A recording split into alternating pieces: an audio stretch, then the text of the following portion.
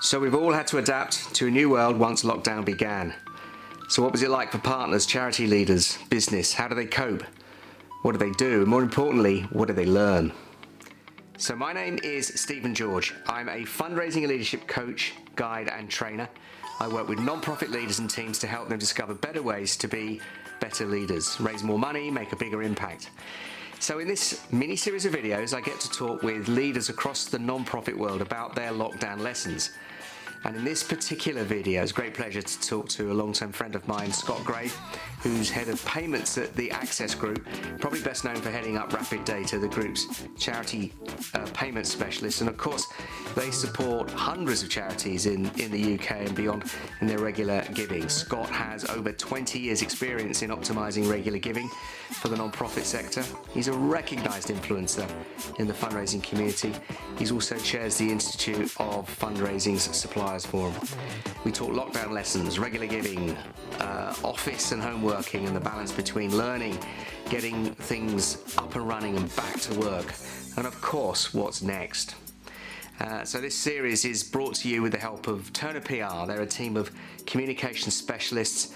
They focus on helping you reach and engage the charity sector.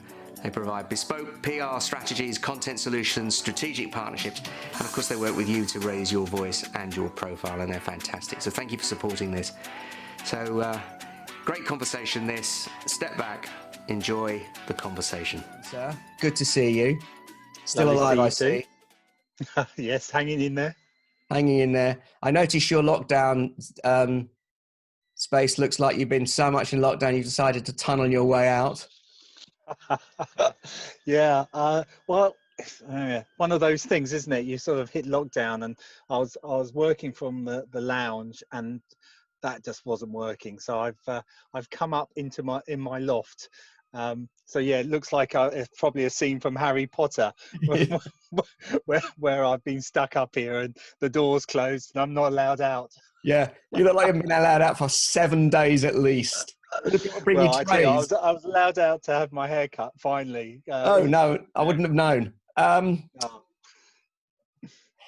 Yeah, I got the same problem. So, well, look, great to catch up. Look, I mean, look, for those who don't know you, which I find that difficult to know, but those who don't and what you do, give us a little bit of a background about, you, what the Access Group does, what Rapidata does. Sure. So, all right, a bit about me. I suppose I've been working in the sector for, 20 years, I would say now, and specialising in regular payments via direct debit, and also supported care journeys regarding how they recruit, and how you can sort of maximise that gift value. So that's what's sort of been my focus over the last 20 years. 18 months ago, we got acquired by the Access Group, and the Access Group is one of the largest UK tech companies. So that's really exciting now. So we're putting our charity expertise backed up by great tech. So that's me in a nutshell, really. There's a lot that I can cover, but yeah, exciting times. One of the things though that you've been great at, right the way through the journey since I know you, and that you and your company have been really good at doing insight, and you've got a lot of data. You know what's going on. You've been doing some, a lot of stuff saying, well, feeding back to the sector about what the trends are and giving people a real set of insight. Before we get into sort of lockdown lessons and what's happened about that, just Sure. give us a flavour about that depth of Of understanding and insight that you've got. Yeah, I think it's really important for anyone working in the sector, that we sit on so much knowledge and data that we share that, and that's what we did. So when the recession first started, when the recession hit, we looked then at the sort of the direct debit cancellation rates within the sector, and there was a lot of conversations, a bit like this, with people presuming what was happening, but actually no hard evidence. So what we did is we looked at all our charity data and was able to report back then to say, well, actually, these are the facts. This is what the evidence is showing from a recession point of view. And we've sort of kept that going over the years ever since. So from 2009 onwards, we've been feeding regular benchmarking, actually expanding that. So it just wasn't on charity direct debit cancellations. It was on a whole host of reasons why people cancel, no-show rates. And so every year we've been feeding that back, and that hopefully allows a lot of charities to look at their own stats, their own figures, and say, oh, how do we perform in the sector? Or maybe this helps us when an event occurs, just say, well, to the board, this is why we've had a sort of maybe a increase in cancellations, because this is what the sector is seeing, and it's not hearsay, it's actually backed out by a report, and very robust data. So as I said, we've been doing that, 13, 14 years now. We'll continue to do so as well. And more recently, we've been feeding in sort of more insights on what has happened in particular over the last sort of 5 months now, and what impact that has. So we're the Institute of Fundraising's payment partner, and so we fed in with them what happened in the initial lockdown period with direct debits and regular gifts, and then we fed back 1 month later, and we're looking to do something so more the tail end of this year, October, November time, when we'll have a bit of a fuller picture of a 6 months post lockdown, what that actually has meant for regular giving in the sector. Okay, well, let's unpack. Be interesting to see what you've done in the I think this latest report that you've done about what's gone on. Let's go back to the kind of craziness that we've all been in, and that sort of moment, because you know, somebody was saying to me yesterday, you know, that they looked like we were going to lock down. Nobody knew what lockdown was. Don't forget, nobody know. You know, this country's never locked down, so nobody went lockdown. You know, we don't do that here, and that was that. Nobody understood it. And but as it was obvious the pandemic was coming and the implications of that, and then businesses started to realize quite quickly they had to respond to what was going on. What was your experience and your journey during those few days and weeks? Well, what was quite interesting is that I experienced lockdown 2 weeks before the official lockdown, because I was skiing, and I went over to northern Italy. So when I came back, I self-quarantined. I self-quarantined for 14 days anyway. And just as I thought, oh gosh, I'll be able to go back to normality, then lockdown happened. I was like, oh, I've already had 2 weeks of this. But seriously, I think well before we could see, how things, I think, to go back to your point, is no one really knew what lockdown really was about, because as you said, we've never really experienced it. What we did know is that because we were very late to the game in this country, we were seeing what was happening in Italy and Spain and other countries. So there were lessons being learned straight away. And I think personally, I didn't imagine that it would have gone on this long. We knew the seriousness of it. We could see it, but I don't think until I think the sort of momentum got behind it, and actually, as the government and sort of started talking more seriously about it, and we went into lockdown, you knew it was incredibly serious. So we had already started preparing, I would say, a good month or so well beforehand, having conversations. And one of the beauties, I suppose, that put us in a good place is a few years back, we had invested in another ISO accreditation.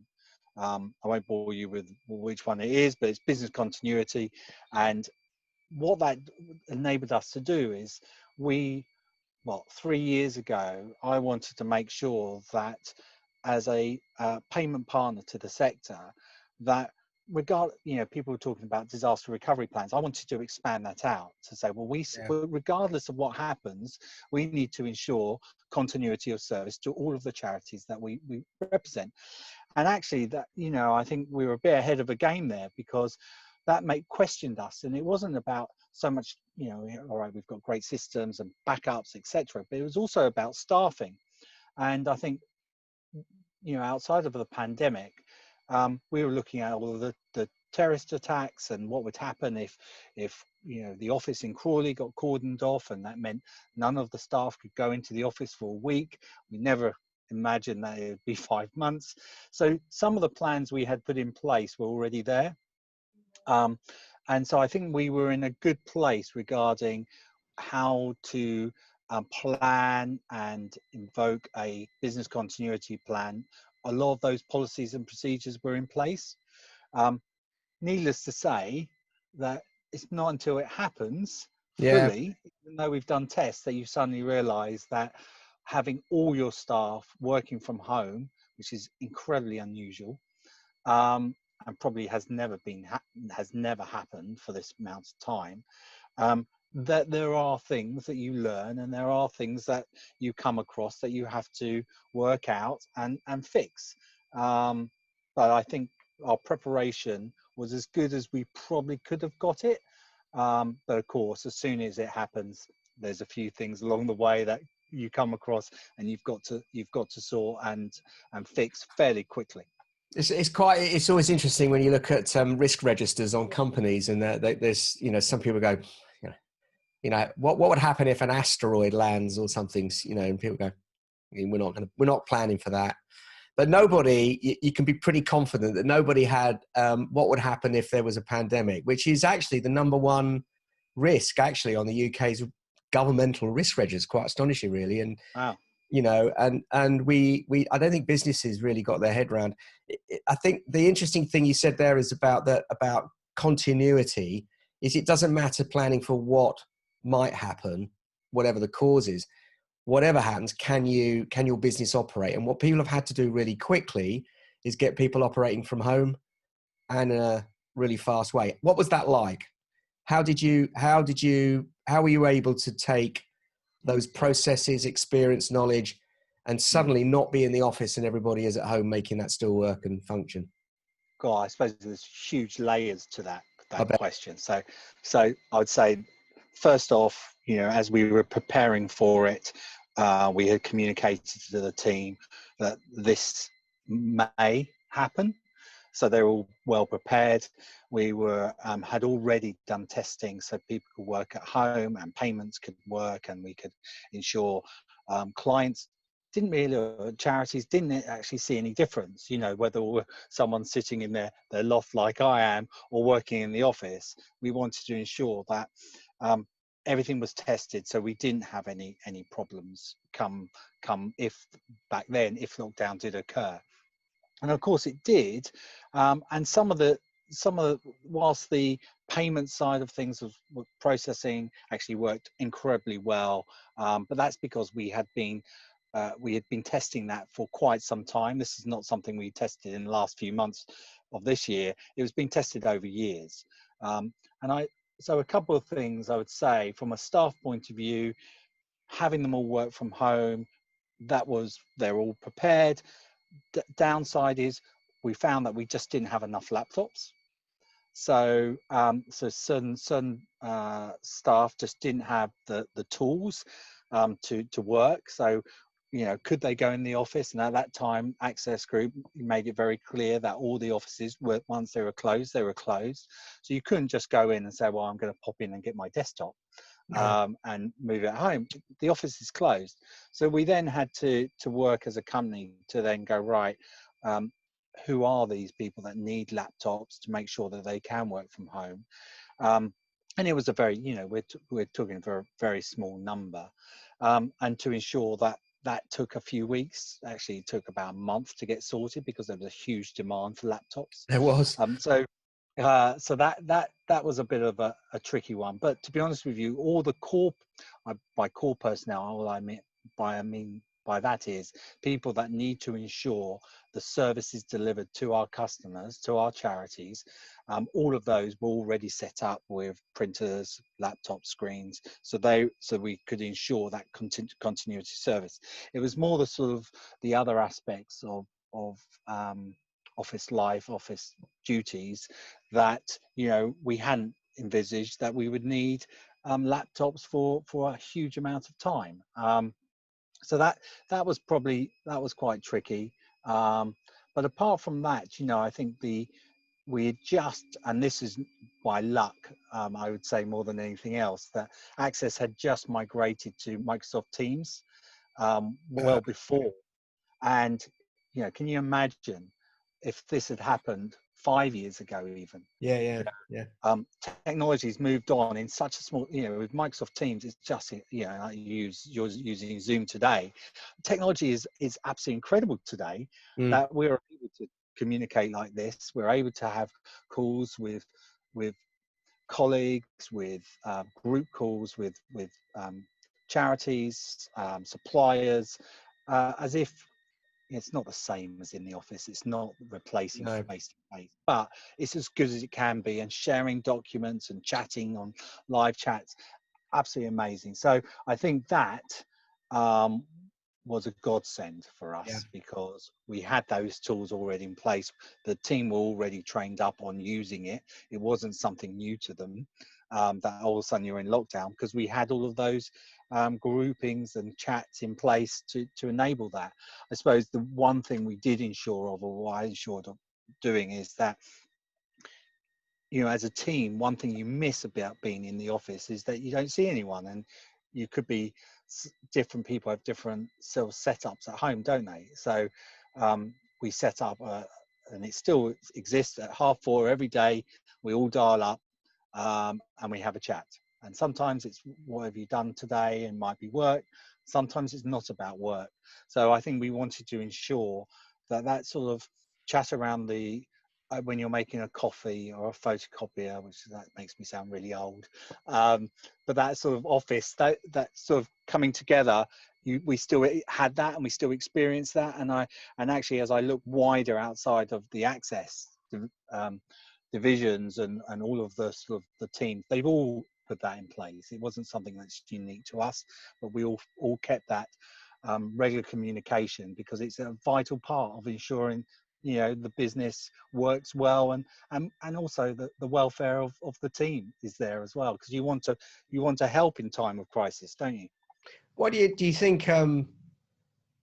While it's there, do you think now it's permanently changed how you're going to work and operate? Can you see 100%. how that would be very different now?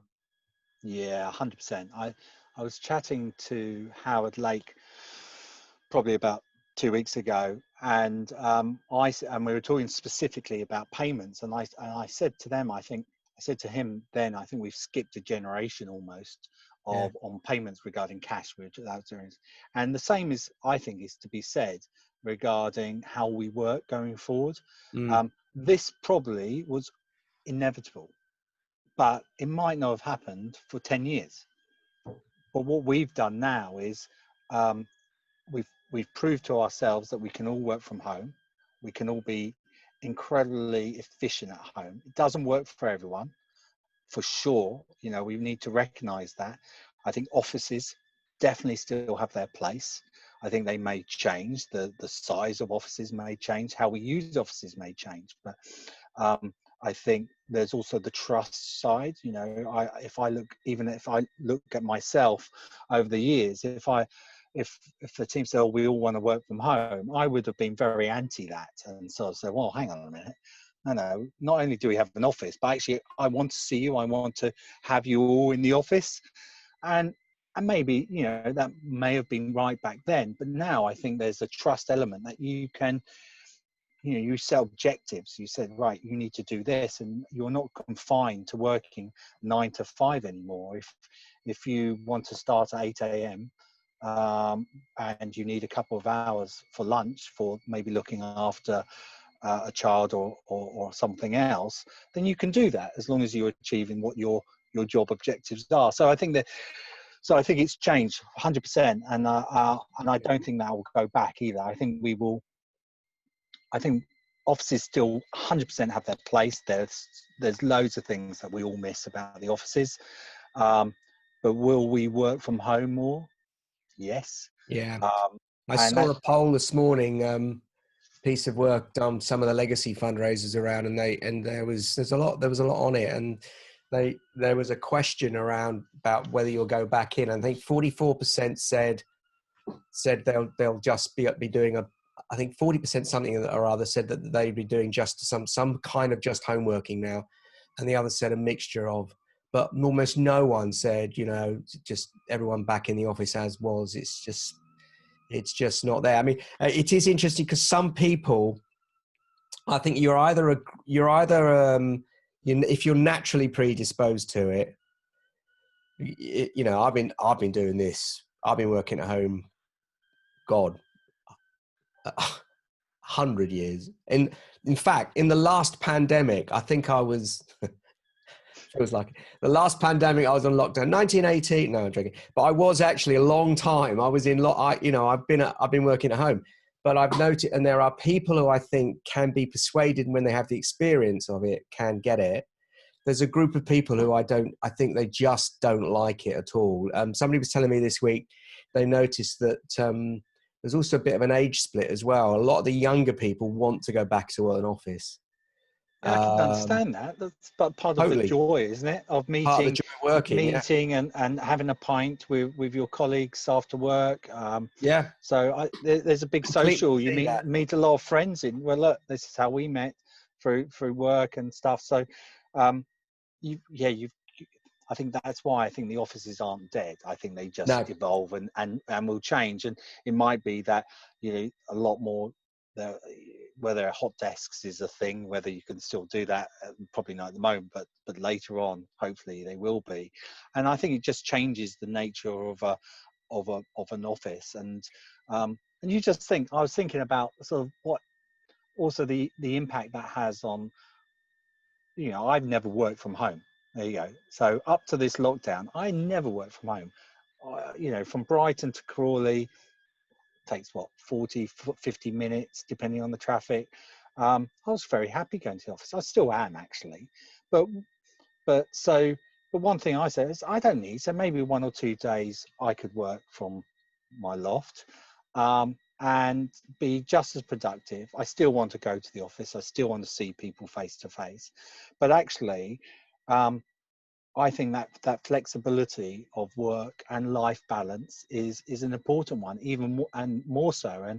And you couple that with some of sort of the other benefits, not just for your family life or your whatever your social scene is, but you think about all these people commuting as well. Yeah. You know, I'm not driving. If I don't drive up to the office, well, that's, you know, an hour and a half of my life I get back in the car, but also I'm not polluting for an hour and a half a day. And so there's a huge amount of benefits from this.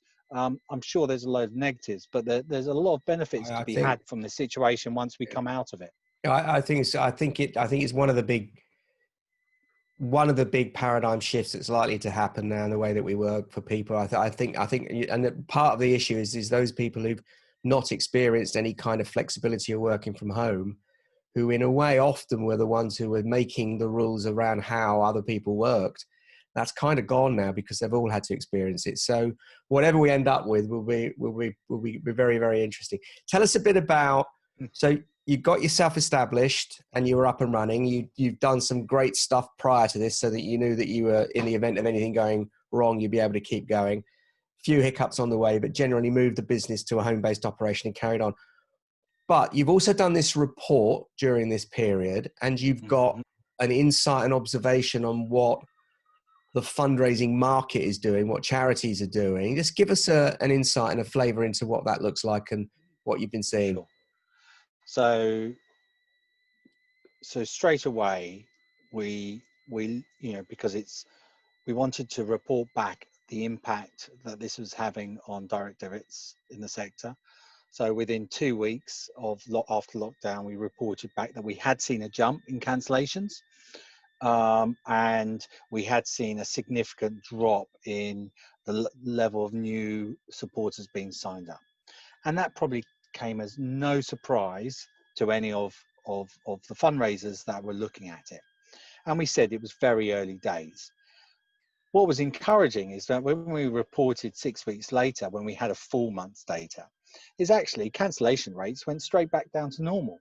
So there was this initial jump, and it wasn't huge, to be honest, but there was definitely a spike to what we would have seen, and then it went back to normal in April. on cancellation. So I think that's absolutely amazing, and everything suggests that that's continued from what I see at the moment. Then you look at the sort of the levels of new supporters coming in, and quite rightly, some of the biggest areas of fundraising for regular giving has been difficult. So face to face, for example, up until recently, I think they're slowly coming back now, but that stopped overnight. But what it did do is it allowed fundraisers to test and look at or put more money into digital arena and start accelerating that area. And I think that will continue going forward. I think there's a lot of lessons learned. And so I think from that, we've sort of, from the report that we put out, we've sort of 10 our 10 checklist of what our observations are and what recommendations we would have for protecting regular giving. And I Yeah. think one of those just to touch on here is that it shows actually the importance of regular giving.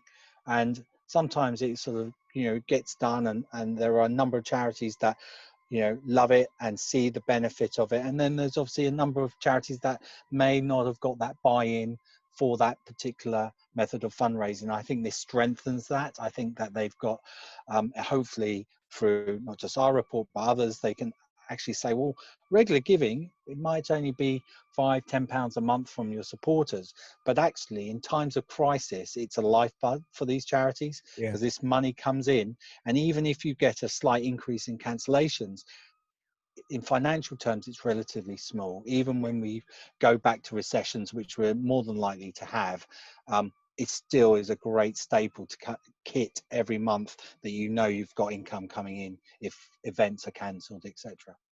So, do you think? I mean, I think there's obviously been a lot of fear out there, in terms of how things have been going. I mean, for many, the obvious big shifter that's gone on is the whole thing in terms of events and face to face kinds of activity. I mean, if you're reliant on that, you're in real immediate trouble now. So it does rely on this issue about regular giving being, as you say, a lifeline. It's interesting, but acquisition during this period obviously has been incredibly difficult. And have you detected how are people starting to get on with some reasonable level of acquisition now? And have you seen anything change? Have you seen anyone innovate in the way that they might have been doing things slightly differently? Well, I think the sector, and actually all sectors, have responded incredibly well. So when something like this happens, so you just get on with it, don't you? And you've Yeah, got to imagine that obviously there's been huge amounts of people in the sector that has been furloughed as well. So a lot of fundraising teams are pretty much, if they haven't all been furloughed, but are running at a smaller capacity than they would, probably taking a lot more tasks than they normally would, and still doing an absolutely amazing job. So what have I seen? So certainly online. So we've seen an increase in online giving. That can be one-offs, or where there was definitely a huge rise in one-off gifts. But we've seen that on the regular side as well. So that has been significantly up from last year as well. So digital side, I think as more money has been put in there, I think that gives charities a little bit more freedom to test different mediums, different messages. I think they should continue to test and make sure you see what works, what doesn't. Um, so that's been great. I think saw some great supporter care. So how charities are responding, especially early on, when maybe a lot of the acquisition channels almost maybe for some stopped, but yeah, they then focused on talking to donors in different ways, engaging in the telephone. Look, we're all sitting here, we can all pick up the phone if they're allowed to. So the telephone, we saw increases of use. And then I think there's other ways in which we can use a lot of the technology to communicate. And so as I look forward on this, and I think there are still a number of things that can be done and lessons to be learned, is I think we need to accelerate our innovation and our testing in the sector to go, well, look, we've done some of that because almost we were forced to, because of what the position we're in. And what happened, and sort of reflect on that and say, well, okay, some of it didn't work well, but some of it did. But even those things that maybe didn't work quite as well as they thought, there's been huge learnings. And I think there's this time now, as people are coming back from furlough, the teams are all looking back, hopefully looking forward of what their strategy is, that they've uncovered a wealth of knowledge in this period, and they should be looking at that and going, right, how do we explore this? Not maybe in 5 years time, but maybe set yourself, it's great to have where we want to be in 3-5 years time, but things are still changing quite quickly. We don't know how long we're going to be in this situation for, and so therefore it needs to be a little bit more agile, and therefore they need to be, charities in my opinion need to be set up that they can test and have a little bit more freedom to experiment and to communicate. So I think there's a lot of positives to come, as long as that people take some time just to reflect, and I think that's the important thing. Quite difficult, isn't it? Because, you could see there, because the cash situation, you could see people probably trying to move back to things that are safer and known, rather than actually take this as an opportunity to try and Yeah, move to that is another the danger. place. Yeah, That is the danger. that is a real danger. I mean, we've got mutual friends in Canada, the lovely Blakely, and we had a lovely, great conversation. We've been watching some stuff going on there, and and I was saying yesterday, kind of process, that you get crisis, you get a contingency response, then you get to think about what recovery might look like.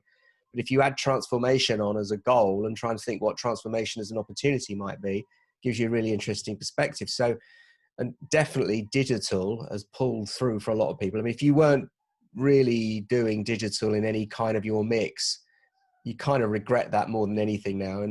And people have been working very fast and hard to catch up. Yeah, and we also saw sort of rise of DRTV and things like that for Yeah, I was certain going to say, is charities, there because anything like that, in that more broader definition of digital that you're seeing that people may be starting to get with? I mean, I do think it's about having a bit more bravery and urgency around test and learn quickly, finding things that you've not normally done. This forces you to do it. So what else perhaps are you seeing that people might, if we could sit here today and encourage people to go out and have a go? to have a go. Well, hopefully they've had a go already through digital streams, because that allows them to test, and not just Facebook. There's a lot of other social platforms that opened up for people to test. Interesting that some of the more traditional ways of fundraising should be, definitely aren't forgotten either. I think that they just need to be looked at and sort of refined and sort of say, right, I touched just a minute ago on DRTV. Well, DRTV has been around for ages, but with different, with I understand the spend of being able to place adverts sort of was a lot cheaper for charities, because you didn't have a lot of the other organisations, commercial organisations, necessary vying for advertising space, because they couldn't. There was no point at that point on the marketing side. So that probably had a great opportunity for a number of charities to really benefit from having their brand and their messaging and their asks out there, that maybe for some of them they probably wouldn't have been able to do so much of. So that's interesting. And face to face. Look, there's loads of innovation on face to face. So going on across Europe, of how they've looked at how they can keep the social distance but still keep that face to face contact and that ask to new supporters. So I'll be really interested on how that develops over the course of the years. And telephone fundraising, from something 2 years ago, 3 years ago, that pretty much had died because of the press and a few other things, and what a resurgence that's had, as we're all working from home and we're all here, and people have time to talk on the phone, I had a and I'm fantastic engaged with it. Yeah, I had a fantastic conversation with Helen from Purity about Oh yes, yeah. fantastic. It was just such a joy to hear, and how people actually are rediscovering things. And you are right; it's not always new stuff. It's often a reinvention of stuff that we knew, you kind of instinctively know as ways to do things. But in fact, you know, we've been often technique driven rather than sometimes getting to the core of having honest conversations with people and making, but the back end processes that require all that to work really do matter. So, and I want, you know, an observation I've had, and I'd be interested in your perspective on it. I don't entirely understand, because I often see some fundraisers making comments online. It's almost like they're doing all of that stuff themselves. And I've never worked out why, particularly for business continuity, security, experience, learning, so they can contribute, why they don't just get someone to do it and get it done properly and feel confident that they've got it in place. I don't, you know, I kind of invent it themselves. It's an odd. Yeah, I think that's even more so now, right? So, Mm. so as you know, I chair the Institute of Fundraising's partner forum, which was called the Supplier Forum previously, and we've discussed that very thing. You know, there's even more so now. I think you've got a wealth of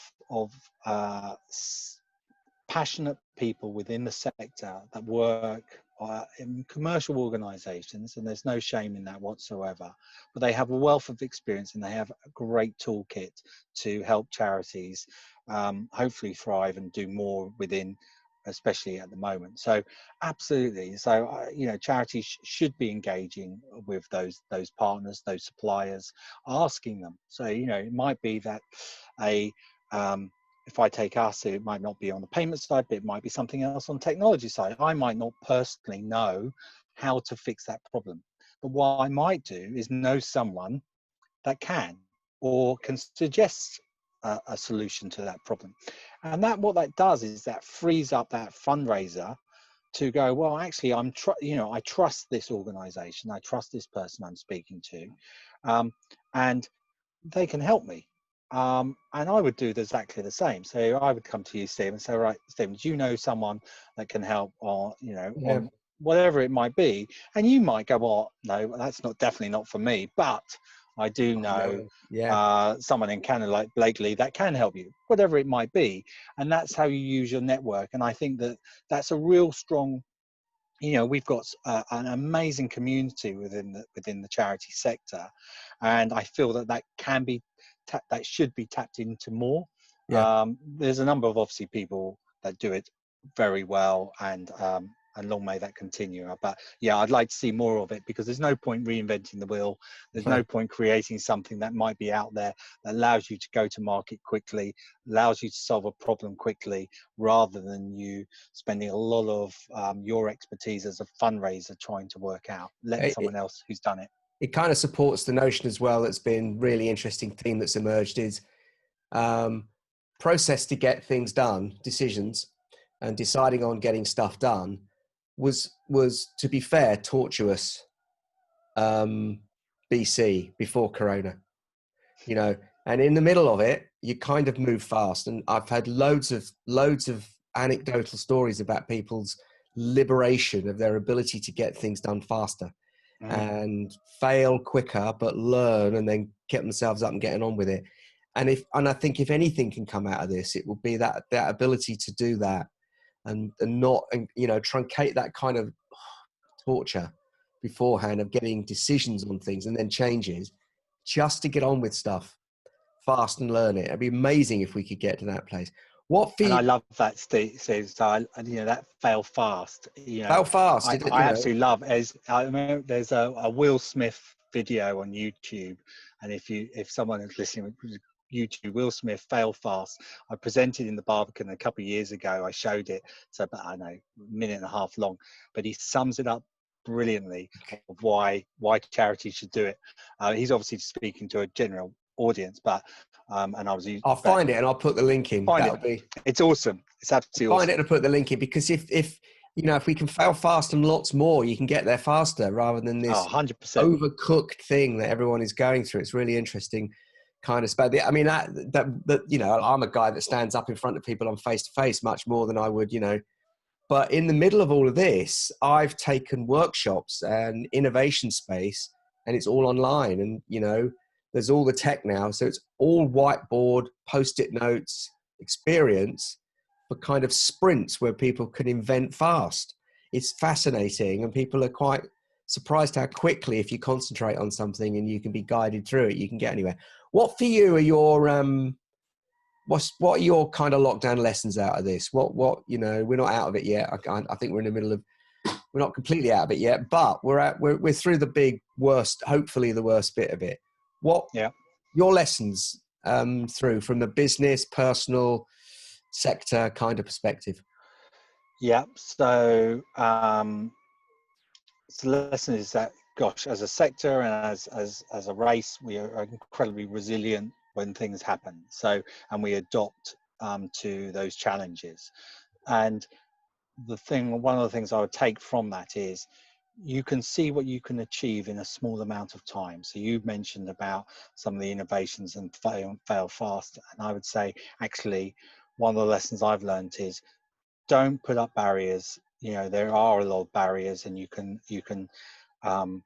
if I look at some of the things that were achieved within the team I manage, being the wider access group, and then outside of the charity sector as well, of what was achieved in very little time, with all the stresses and strains that go with it, with people working from home, and you look at that and you try and bottle that up from what it was, and you try and keep that going. Yeah. And I don't think you can. I think there's a lot of adrenaline that goes into that period. I think there's a lot of focus, and you just can't work like that continuously.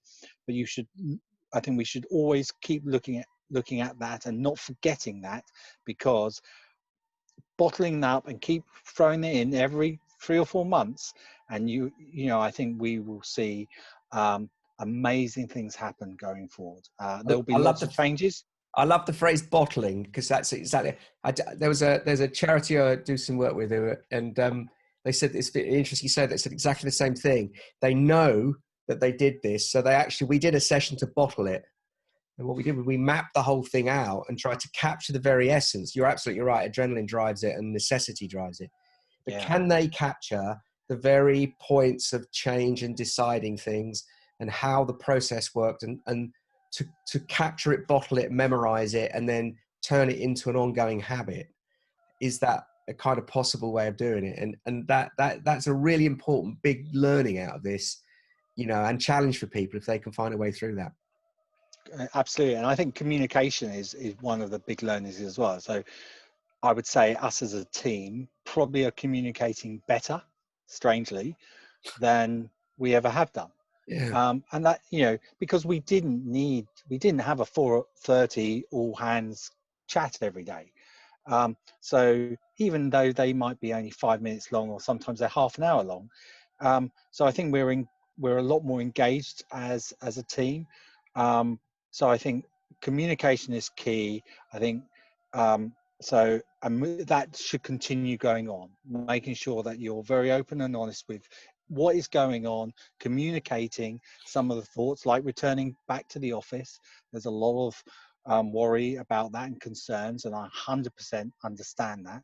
So how do you communicate that? How do you reach out to all the staff? And I think Access has done an incredible job of surveying on a regular basis, every 2 weeks, of how people are feeling, and people are saying, this is how, am I ready, am I not, what they are going through.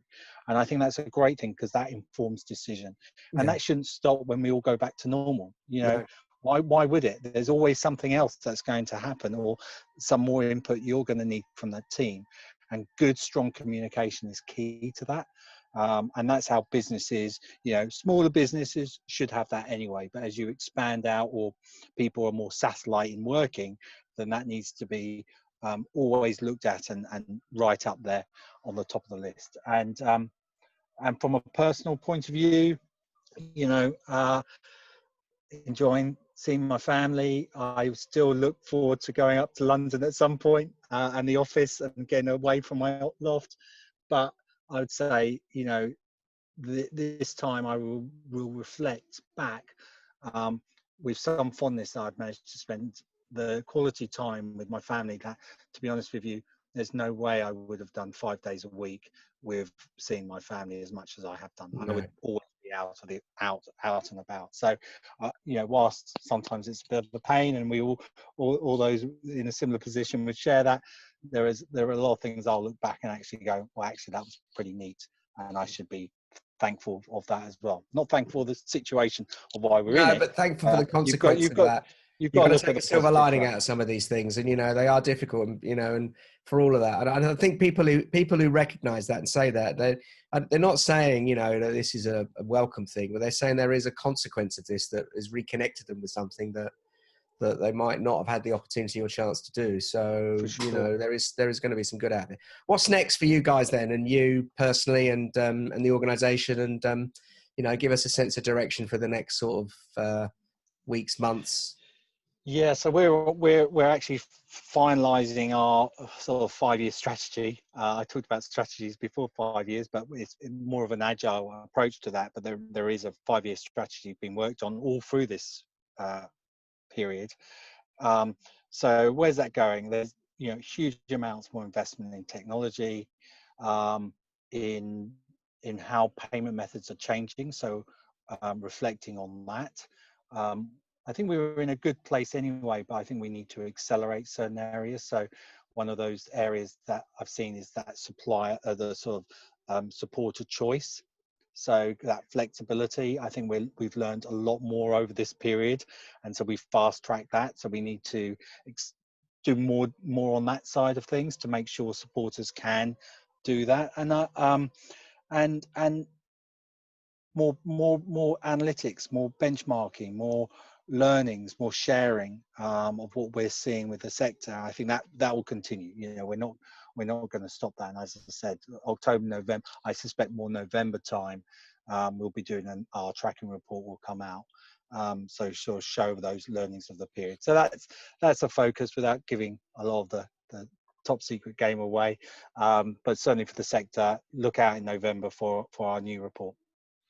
Fantastic. Well, you guys have been so powerful in giving that insight to people, and and they need it. You're absolutely right, and they just need that map and that reassurance and confidence sometimes that direction of travel is what it is and what they're seeing, and what you don't have to guess all the time. It's rooted in good evidence as well. So thank you ever so much for sharing all of that. Honestly, it's been really interesting. We It's been spoke, lovely chatting to you, Stephen. yeah, well, we did. We did a podcast about two years ago or something where we were. It must have been longer than that, surely. I don't know when it was. I've lost track now, but and that was something in that. But yeah, let's catch up properly and cold beer somewhere. All right. So thanks ever so much. Look forward to it. Good to see you. You See too. you soon. Cheers.